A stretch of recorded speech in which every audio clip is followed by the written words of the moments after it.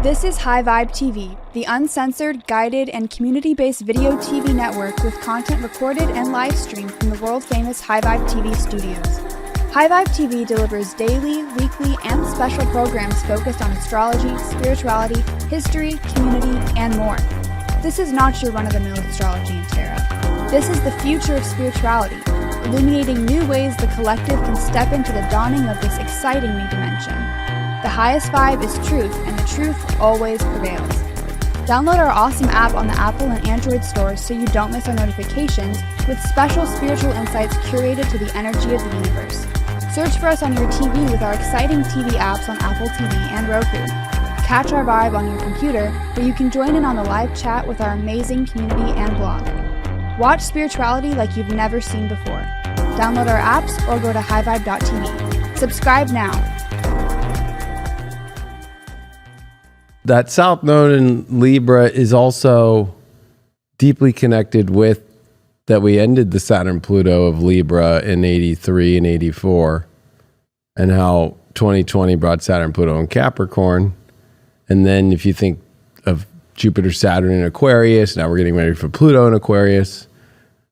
It's like with Saturn in Pisces, it's going to be easy to try and go back to the, oh, did I do another mistake and is this contract over? I think that's what already has happened, is the contracts that weren't working out are over. So it's about not trying to go backwards to old contracts.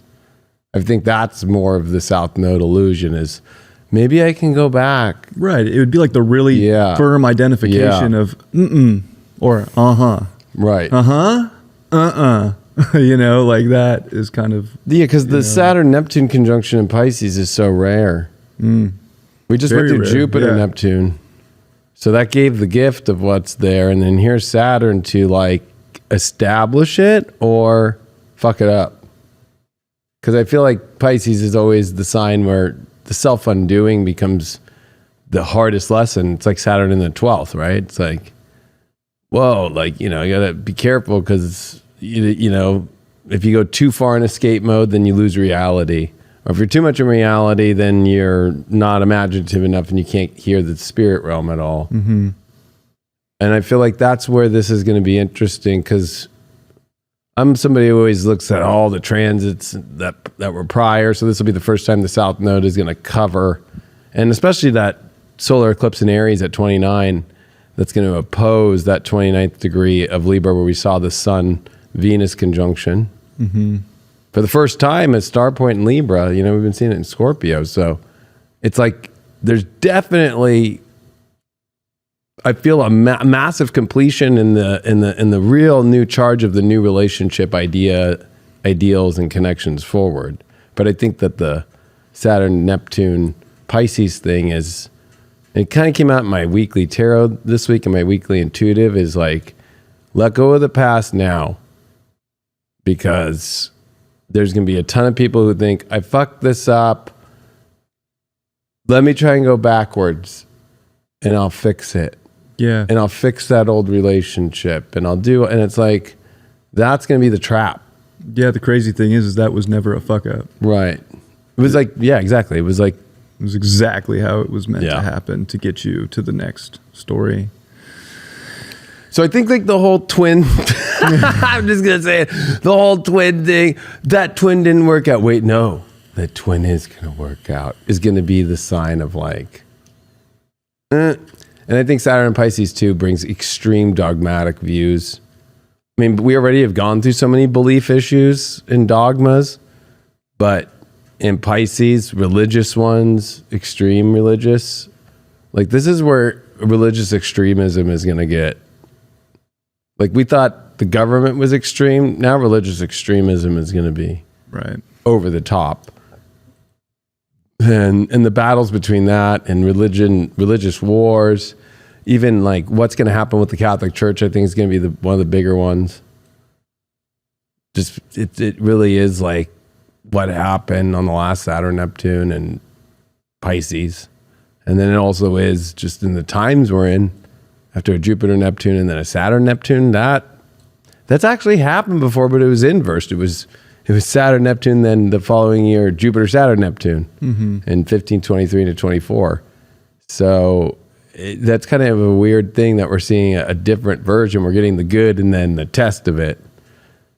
And I feel like that's where I think a lot of it's about not fucking things up. That's also been, I think, the big lessons of the last 5 years with Saturn in Capricorn, and then in Aquarius, and a Jupiter, Saturn in Aquarius, and the squares to Uranus, and like this is about how you keep moving forward. I think it's hard, whether it was the world you had to leave, that we all left, but that goes with everything with it, right? Like the way that we associate our egos, we associate our relationships, we associate our lifestyles, all these things, right? Like there's slow growth changes being made, and to keep on those placements. And Jupiter semi-square Uranus for this year as the chart of the new year, it's like, yeah, like definitely keep going in the new directions, but you can't just like full blow it. It's not time to just like fucking,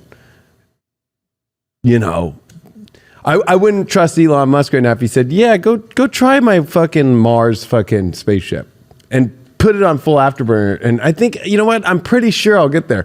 I'd be like, you know what? No. Let's give it another year and let's test some of the things, and let's put a fucking, you know, somebody else in there first, and let me see what happens, you know?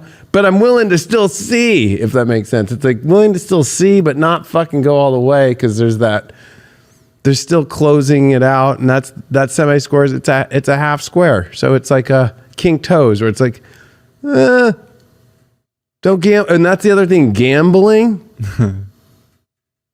drug overdoses, all these kind of things that we've been seeing, like that's going to be the, you know, kind of pinnacle stuff. And also the demonization. And we've been seeing that, but you know, over the vax situation, but now it's going to move into so many different corners, and like, you know, especially the religious stuff. I predicted long time ago, and I remember Craig was really upset on full disclosure when I was like, when Saturn, Neptune come into Pisces, prohibition. And I know that like people are like right now probably like, what? Well, we're already kind of seeing it, right? Like you and I are kind of feeling it. Yeah. Like we smoke menthol, Juuls. Do you smoke menthol cigarettes? But still menthol, like there's kind of a prohibition going on with that, you know, flavor of tobacco. So we're already, you know, it's not even there yet, but we're kind of seeing the writing on the wall of prohibition type energy. Like, no, you don't get any more of this. There was a crazy article you showed me about the Netherlands, I know, which I think kind of relates to that too. But I know it actually does. I also want to say too, before we move on, is these first, especially the first, I would say like 90 degrees after like a planetary cycle. So Jupiter, Saturn, and a good astrologer taught me this in one of his schools, was that you have Jupiter in front of Saturn. So then Saturn kind of cleans up the mess and kind of like brings some structure to things. So Saturn's bringing structure to a lot of things that were over amplified and juiced up by Jupiter, which I think is interesting with where we're at, you know, for the next foreseeable, I don't know, call it 5, 6, 7 years. Like, I don't know, Jupiter's going to start coming back around and start waning that phase. And then Jupiter's going to start recovering and like bringing gifts for the work that Saturn did later on. So we're kind of seeing a little bit of consolidation there of maybe truth, or maybe bringing some defining sort of energy and just structured energy to a lot of the propaganda that we saw. Like, maybe, you know, like a lot of the experiments, all these different things that we can touch on in society. You know, maybe Saturn coming after Jupiter does kind of bring a little bit of laying the law down in a good way, maybe. Depending. I agree. I think it's going to try, but Neptune's the ruler, so it's going to have more waves and more. Oh yeah, you know, when you build the sandcastle, a wave always comes up and takes it. And Poseidon rules. So I think though, when it comes to a lot of what you just said, it's like, yeah, there's Jupiter that's ahead and Saturn's structuring it, but then we have to think of Jupiter closing out this cycle with Uranus. So Jupiter and Uranus met at the end of Pisces and the beginning of Aries, and then they both retrograded back 12 years ago. So now Jupiter's about to go cover the whole Aries space into Taurus that Uranus has actually laid tracks that it's never understood. Stations. It's never, exactly, it's never to where it's understood. Mm-hmm. We've never understood since World War II, or the Depression into World War II. So that's why we're going to feel, and Jupiter's going to overexpand that. Mm-hmm. But we're going to get it also really the understandings of what was all this crazy, like social media, Uranus and Aries, right? That was the boom of social media, and the people, the Uranus Pluto square in Capricorn to Uranus and Aries, right? Like that was so much. That's all going to start coming up. When we get to those middle degrees of Jupiter and Aries, it's going to cover the Pluto Uranus square peaks and the eclipses that were there and all that shit, and all through 2014, 2015.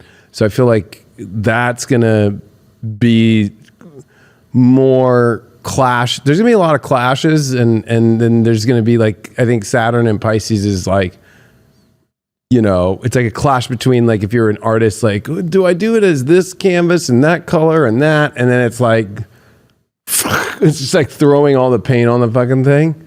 That's just gonna make things kind of feel like, okay, well, what's the answer to this at this point? There's too much paint, and there's gonna be a lot, and Jupiter's building towards Uranus. And I think that the crazy part is when Pluto ingresses in the Aquarius, it starts squaring Uranus again. And that brings that back, and it brings it now in fixed signs.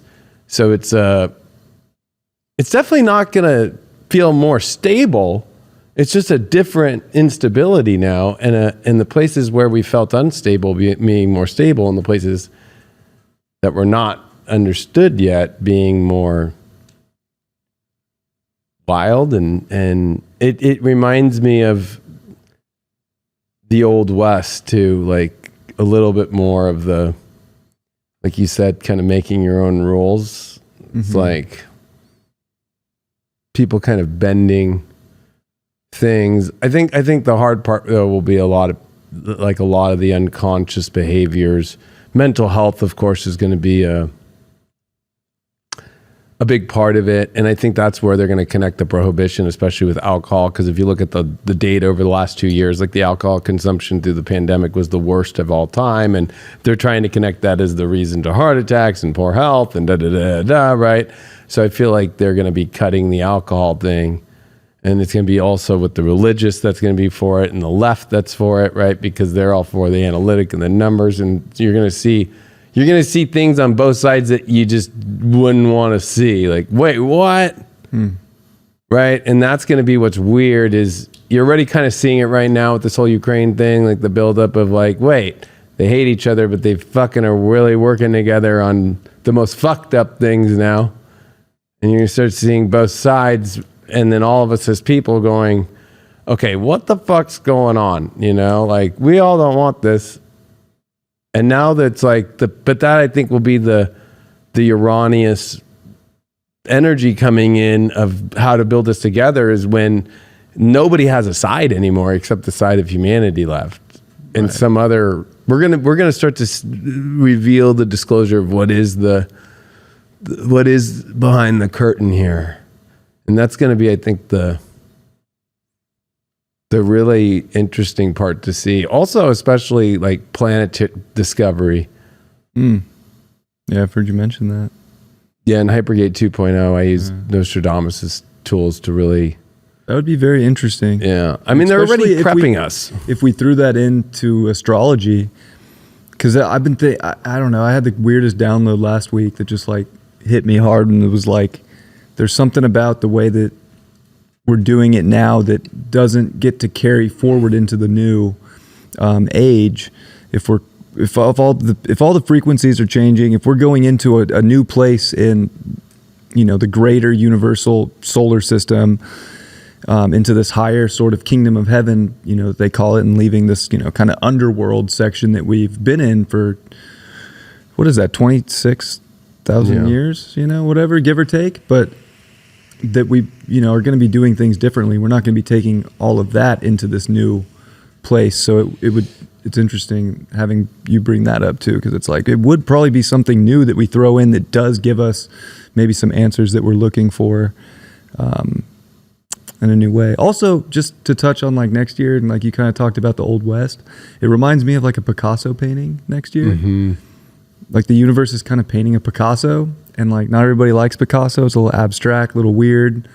So there's a little bit of that weirdness, but it's like, you know, we don't get the Botticelli next year, you know, it's not going to be not quite, you know, all detailed and beautiful, but there is still beautiful, you know, qualities, of course, to a Picasso painting. So it's like, can you adjust to what the universe is painting and see the beauty in it? I think that's very important. Also, the mental health stuff, of course, Pisces and Neptune and Saturn, like this is very, you know, gets us kind of lost in our subconscious, lost in our mind, but also just starting the new year with a Mercury retrograde with Pluto and also Mars retrograde in Gemini. And they're both really stationed. Mars is going to be, you know, not moving much. I mean, slow. And Mercury, same, very, very slow.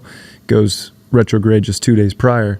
So yeah, the mind next year is going to be a very touchy subject. You know, hopefully we can, you know, pull it together. I don't think it's one of those years where we get all the answers we're looking for, but I do think that we come to a defining place where we don't have to use our mind so much because there is an instinctual sort of knowing about what needs to be done, what's in balance, what's not, that we've been prepared for, I would say, especially over the last couple years. So it's like these last few years were so important.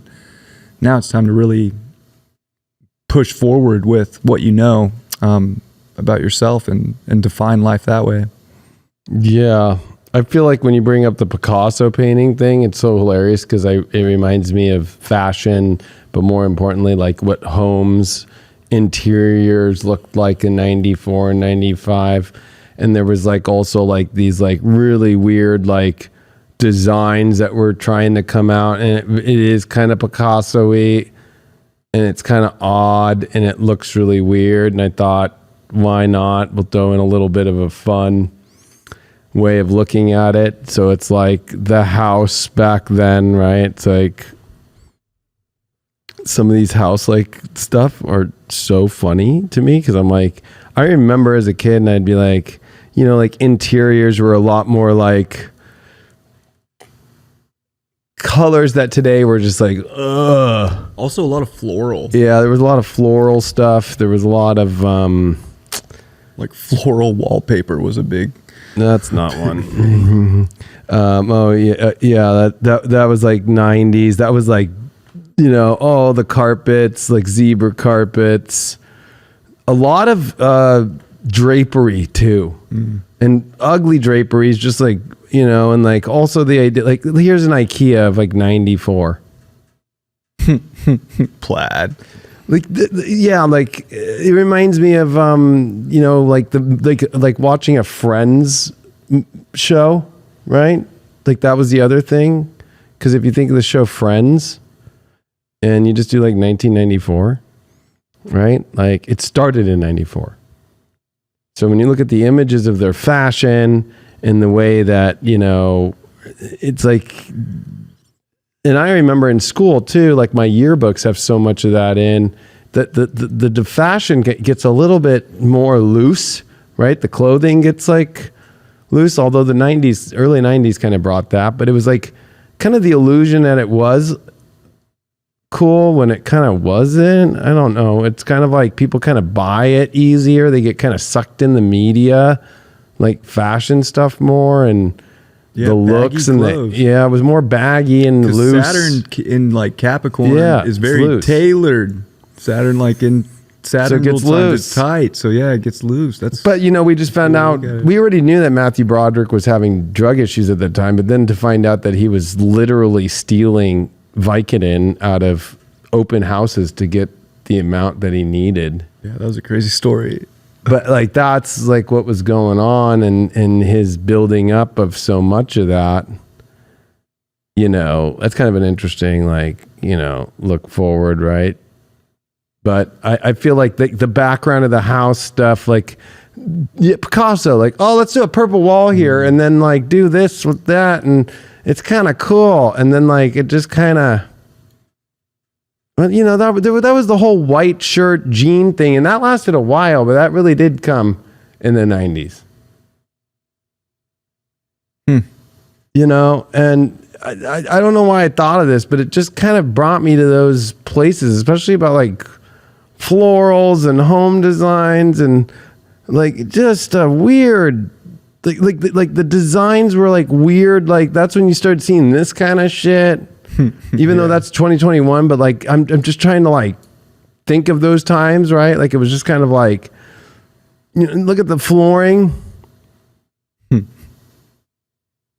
House. Beautiful. With the color wall.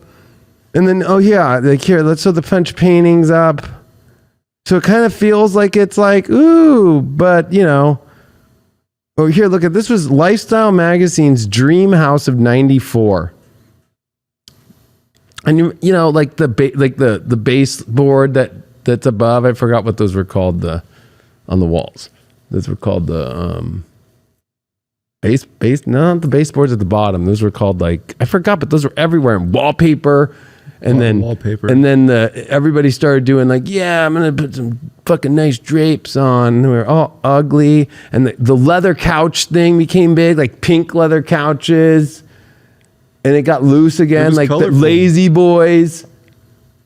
Lazy boy, like, like I feel like people, and like this reminds me of the 90s too.